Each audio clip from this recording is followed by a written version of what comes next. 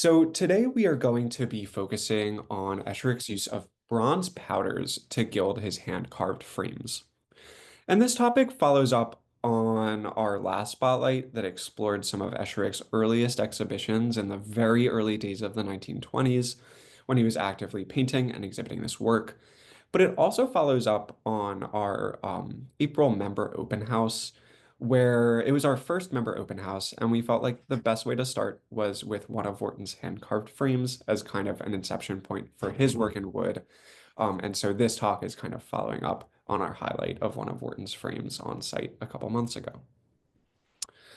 So at the museum, I would argue that we are incredibly fortunate to steward what I think is quite a comprehensive collection of the artist's gilding materials, and not only his gilding materials, but also documentation that's related to his gilding practice. So this includes Esherick's many little packets of bronze powders, his animal hair brushes, his really beautiful burnishing tools, a degraded tube of what could have been his original binding medium, we're not sure. And in addition, our archives are actually home to the original recipes and documentation related to 10 different metallic tones that Esherick worked with.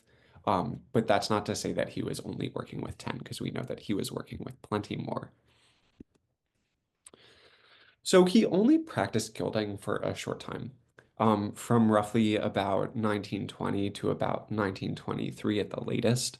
But Esherick in that time made dozens and dozens of hand-carved and gilded frames for each individual painting he exhibited, or so it seems. Gilding also extends beyond Esherick's painting practice as a young artist. And two of the earliest sculptures that he ever did, if not the earliest sculpture, and one of them we're seeing on the right side of the screen here, of the two dancers, Ruth Dewing and Doris Canfield. They were executed in plaster and were also gilded with the same materials that Esherick was using for his frames, like we see here. Both of these date to 1920, so we can tell that between, this early sculpture, the hand-carved frames, and this practice of gilding, that it's all contemporaneous in a way that's really interesting. So before we dive straight into the talk, let me just give a little roadmap like I usually do so we kind of know where we're going to be heading today. So first, we're going to cover what precisely bronze powder is. I think it's pretty cool to hear a little bit about how it's made and the history of its manufacturing. Then we're going to move on to survey some of Esherick's original materials that we're so fortunate to steward. And then we'll go on to speculate about how Esherick did his gilding by trying to make sense of the documentation that we have in our archives, before we end by looking at a couple of examples of Esherick's gilded frames. So bronze powder, it's also known as Dutch gold, and it's a very, very fine, almost dust-like powder. I originally called it glitter, but I felt like glitter is not quite as fine and dusty as bronze powder quite is. And it's made of a metal alloy, usually comprised of copper and zinc, which means that bronze powder is not actually bronze, which is an alloy of copper and tin, as the name would suggest. But bronze powder is really brass powder. And it's used to imitate gold leaf, and it could be painted on picture frames, on plaster sculptures, on furniture, on glass, on ceramics, on signs, you name it, people were using it in many different and creative ways.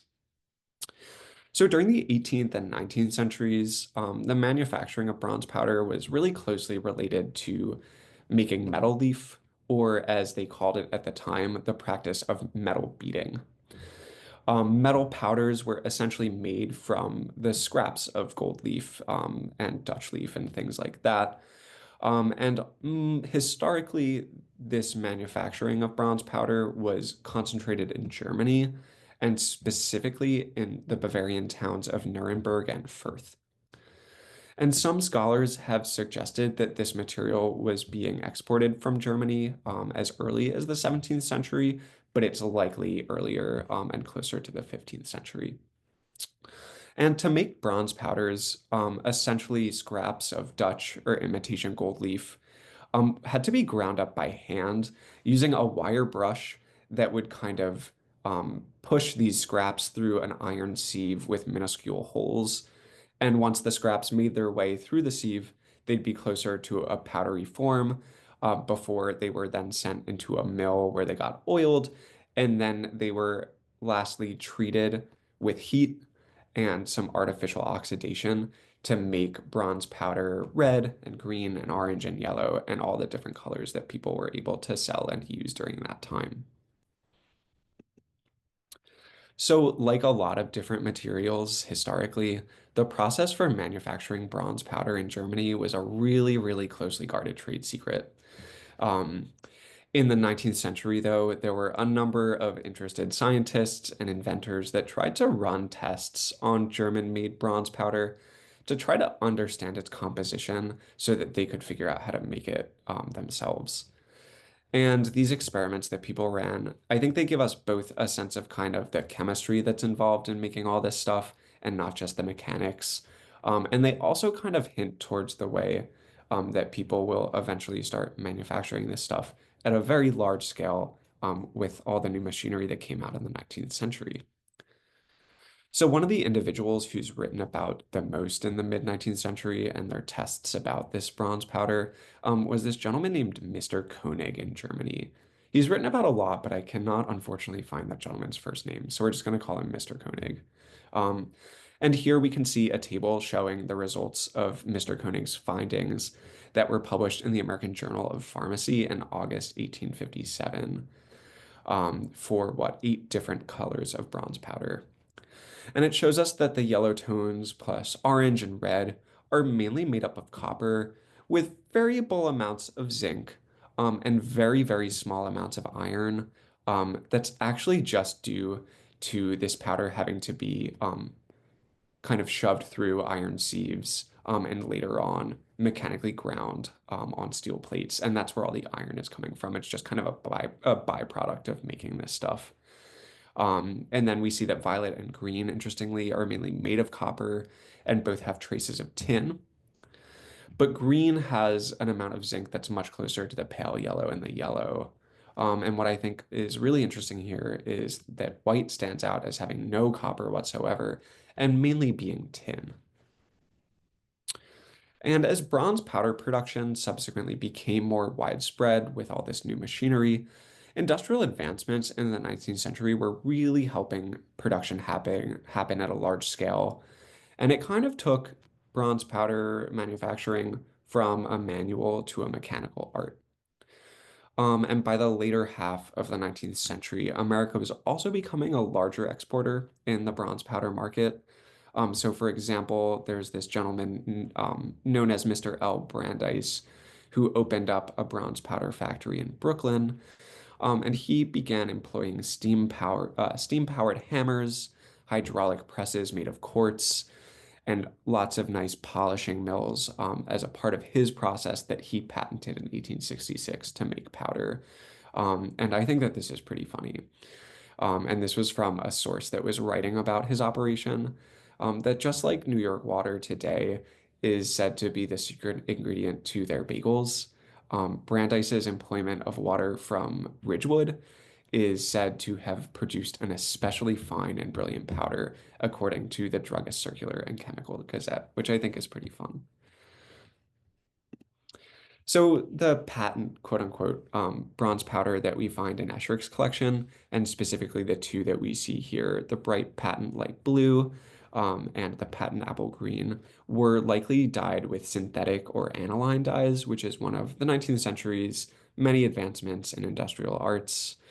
And some sources suggest that colors like this couldn't be achieved whatsoever without aniline dyes, or that it would be a really, really difficult process to cook up the right kind of concoction of natural and organic dye stuff to really make it, the right brilliant color that it needs to be.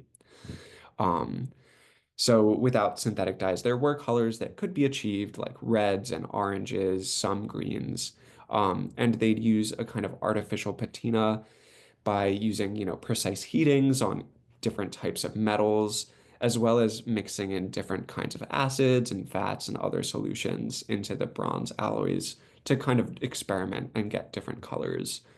And I'd like to think too that by this time, when Esherick is using bronze powder, that it's probably no longer made solely from the waste product of gold leaf and imitation gold leaf, but that people were definitely making bronze powder in and of itself. So they would have been hammering out sheets of brass and bronze and things like that to a level of a leaf and then crushing it further without actually, selling that as leaf.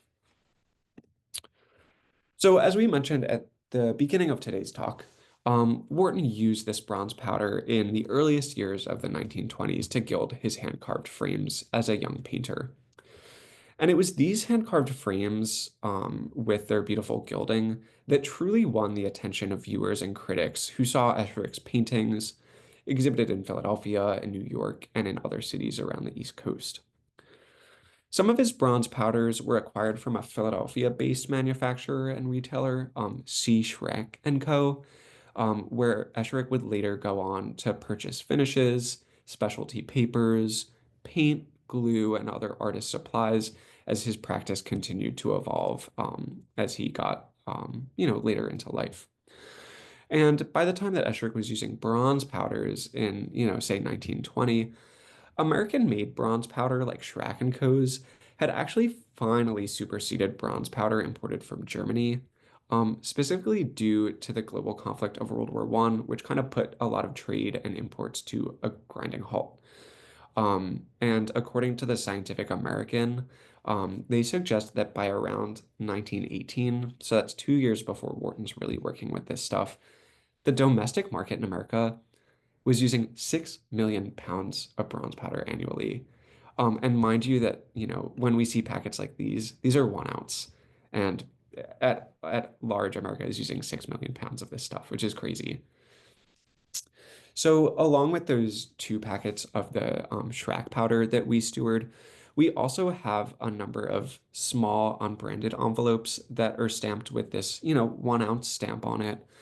And the color is penciled on to each envelope in Esherick's handwriting.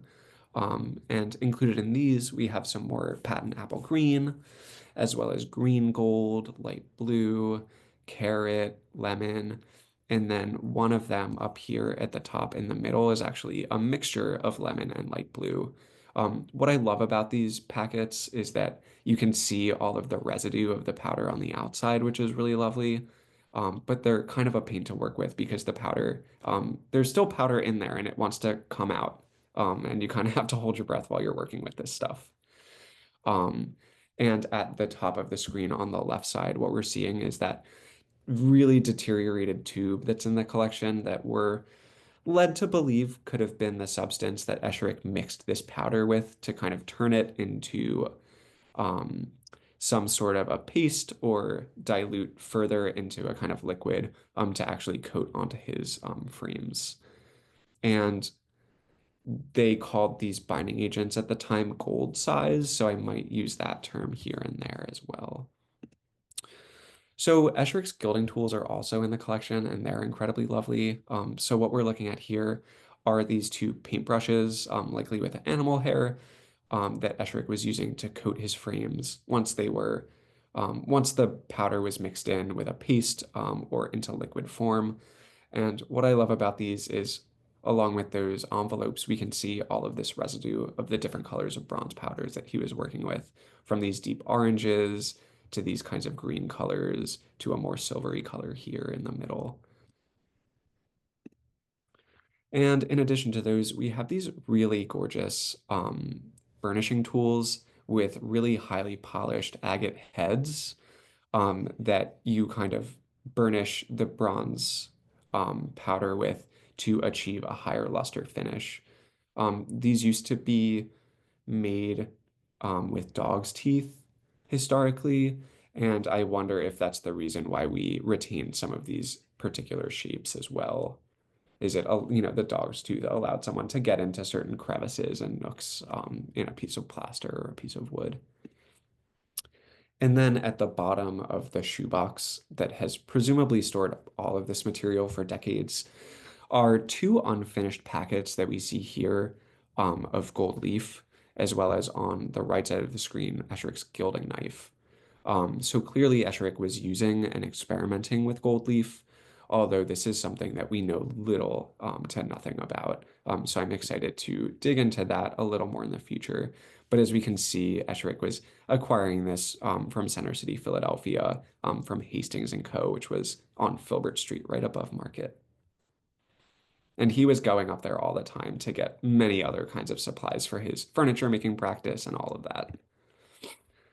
And then, as we'll see when we dig into some of the recipes, which we'll get to in just a moment, for the bronze colored frames and metallic powders, we'll learn that you can undoubtedly apply bronze powder in a number of creative ways. But according to trade journals, arts magazines, and other periodicals of the time, there appears to be a common way that the process is described instructively to readers. And I was digging into a lot of this to kind of better understand the process of applying it myself too. Um, so it seems like there are kind of two main ways that bronze powder is applied to a surface. One is that you can mix the bronze powder with a binding agent or a size, mix it up nicely until it's, about the consistency that you want, and then you coat it onto your surface. But the other way that you can do it is you would lay on a primer right onto the surface that you want to gild, and then you would put your binding agent or size right on top of that. And then you would take a piece of cotton batting and you would dip it into the bronze powder and then just apply it around whatever you are applying the bronze powder on. I imagine both of these processes kind of achieve a different look and probably a different kind of coverage of bronze powder. But I'm led to believe that Esherick was probably mixing up and using the brushes that we saw a little earlier. And some of the more common adhesives that people suggest using in a lot of this period writing are transparent varnishes with turpentine, dissolved gum arabic, whiting mixed with water. The most entertaining one that I found was a freshly cut potato that you can rub onto your surface, and the starch will act as an appropriate adhesive for you to then bat your bronze powder on top of, which I thought was pretty entertaining. So now we're getting into the pages from Esherick's ledger book that document the various recipes the artist used to gild his frames. And the original recipes are scrawled quite messily onto a piece of paper with Fairhope School of Organic Education letterhead on top, which suggests that all of these letters were first pinned in the really early 1920s. But Letty Esherick thankfully transcribed and organized Wharton's messy recipes much more neatly into the ledger book as we're seeing it here, where she also tracked her husband's work, what he was exhibiting, what he was sending out on loan, and things like that, what he was selling. And I will say, as nicely as Letty organized these recipes for us, it is, regardless, pretty difficult to make out what we're seeing here on the page. So I'll try to walk us through what we're seeing, talk about some of the questions that what we're seeing raises, and then try to make some speculations. So on the far left side of the page that we see here, that first column, we're seeing this alphabetical system that Wharton and Letty worked with to kind of organize all of these recipes. So they use this alphabetical A through K system that we see here. And luckily, many of the backs of Esherick's frames also contain corresponding letters between A through K that we can kind of match up with this stuff. So the next column here, under the term gold, um, shows us the exact powder mixtures that Esherick was using for each recipe. So some are single powder recipes, like what we see with recipe B here, which is 100% something called rich AA. But other recipes, such as E, use a mixture. So that one, as we can see here, calls for 20% of antique smooth, 40% of green apple, and 40% carrot. Now we enter a slightly more confusing section of this document, which is the section that reads tone. And this is not something that I've fully worked out, so I'm gonna be speculating about this a little bit. Um, but each letter here um, appears to have a particular tone with specific documentation that, goes along with it. So let's dig in a little further here and see what, we can ask and find out. So under tone, we first encountered these three-letter things, WCW, everywhere. And we were pretty puzzled as to what this meant. So we turned back to Wharton's original scrawls that we see here scanned on the page with that organic school letterhead. And after closely looking, we were able to find that on this page, it actually says watercolor wash. And it seems like WCW must stand then for watercolor wash. So we solved that, but we're still left wondering, what does watercolor wash even mean? And this is something that I don't think we're gonna reach a conclusion on today, but I do think that we can make some informed speculation about what a watercolor wash could mean for Wharton within the practice of gilding when we consider Esherick's larger practice as a painter and a colorist in of different types of mediums. So we know that between Esherick's very early days as a painter, and we see his wonderful self-portrait here, um, as well. So between his paintings, like the self-portrait, to his architectural work, and I'm showing the fresco on the silo that we see here that was completed in 1966, Esherick enjoyed mixing and layering wet paint to achieve particular tones and hues and transitions between colors. And I'm led to believe that Esherick also must have employed this practice in his gilding work as well, and that watercolor wash must suggest something about mixing layers within this practice. And if Esherick was mixing his bronze powders, if he's mixing his pigments for his paintings and his frescoes, why not mix the layers of his bronze powders as well, right? So in the final column of the documentation that Letty left us, we see some of the most specific instructions about Wharton's process. So for example, under tone A, we're seeing here pale green, rubbed light wet, rubbed hard dry. And it's a little unclear whether this pale green is related to the watercolor wash, whether it's related to the rich double A aluminum mixture that is next to the WCW that got cut off here. However, what I'm kind of led to believe is that it's likely that the rich double A aluminum mixture that would be right here is actually a base layer, that there is a watercolor wash that goes on top of it, and then a third completely separate layer of pale green that is rubbed lightly wet on top and then rubbed on harder dry. And those would be three component layers that all make up what is tone A.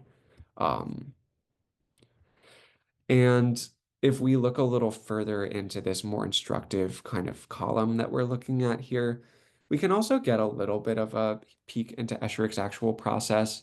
So we see that he is, rubbing on some of this powder at the end. And right here on the right side of the screen, I want to draw our attention to this note over red clay, this second wash antique smooth. And this tells us that Esherick is borrowing a technique from gold leaf practice, which is using red clay as a base layer. It's also called bowl, and that helps the thin leaf of metal, which can take on a kind of cold color, to actually warm up when it's on top of a reddish clay. And another one of the interesting notes that we see here, and I just have to move my speaker thing out of the way, is here on the left side, that this particular recipe, it says this wash of tone E, put on quickly, no rubbing. Stir green from the bottom of something and brush full. So, we can't make out, all of the words here, but it's giving us, an idea of some of the techniques that Esherick is employing to get the particular tones that he wants to. And so when we look at Esherick's frames, which we'll do right after this, it is difficult to tell the colors and the nuances that we'll see within the carvings whether that's from the metal oxidizing over the years, whether it's from kind of the color correction on my iPhone camera, or whether the nuances in color that we're going to see are actually intentional products of Esherick's, gilding practice. However, and that all being said, I think that looking at the frames while being attuned to some of these techniques and the different powders that Wharton was using actually allows us to have a much deeper level of appreciation for the frames that we'll be looking at and the many different tones that Wharton was able to achieve. So we're going to move on and look at a couple frames now. And once people have questions, I can always turn back to these slides here because I know that it's, a lot of text. So let's first look at this frame, which was originally made to house the oil painting fields. And we can see that it has a kind of subtle wheat-like motif that is on the interior edge of the frame. And when we turn the frame over, we can see that it has an A that was penned into the back, suggesting that this frame corresponds with the first recipe that included those equal parts rich double A and aluminum, that possible secondary watercolor wash, and then that third possible layer of pale green rubbed on wet and dry. Now, I understand that the overall photo that we're seeing here looks rather warm and golden in comparison to the photo that we're seeing here, which is a more detailed shot. And, it seems to be taking on a slightly whiter tone here. And I don't know whether this is, again, due to color correction, whether it's due to the way that the light is, interacting with this color as you get closer or further away. But I think regardless, these different tones that we're seeing of the same frame show us that this color actually could be rather dynamic and change tones and hues as you move further away or get closer. And what I really want to draw our attention to is this shot here. And we know that, half of this base layer is aluminum. And when we look at this detail shot, to me, there is something very whitish about this that I'm seeing in comparison to this overall shot. And if you start to look in some of these recesses here in the kind of not beading, but the lines that Esherick carved in here, I'm seeing some tones of a greenish color. And I don't know if that's just me, if that's oxidation over time or just dust, but I think that that could be those kind of intentional, subtle hints of color that Esherick is working in with different layers that he's working with. So now let's look at this frame that is intricately carved with some beautiful pine trees and pine needles. That's likely was likely made to house one of Esherick's many paintings of Alabama pine trees. We're just not sure what the original one was for this. And wonderfully, it also shares some really, really lovely similar motifs to two of Esherick's other frames. One is actually, I'll just pull them up. For Rain, which is on view in the studio right now, and Moonlight on Alabama Pines here. And you can see that it has those similar pine needles hitting the edge of the frame. And we have that going on here as well. And so when we turn over the frame that we're looking at here, we see that it has the letter C that's penciled into the back. And when we look at the corresponding recipe for C, it's an equal parts light blue and lemon yellow, both of which we have existing envelopes of. And this recipe also includes a watercolor wash notation about, as well as instructions about the blue being, quote, rubbed light wet and hard dry. So does the bronze tone that we're seeing here feel particularly lemony or yellowy to you all? It kind of does to me. And I think that the detail shot that we're seeing on the right side of the screen shows those subtle hints of blue that we're seeing within those recesses of Esherick's carving. And, if Esherick was just rubbing this on just a little bit wet and then dry, that might be why we're seeing it in these recessed areas because it had less binding agent on it. So it was going to kind of fit within those little cracks.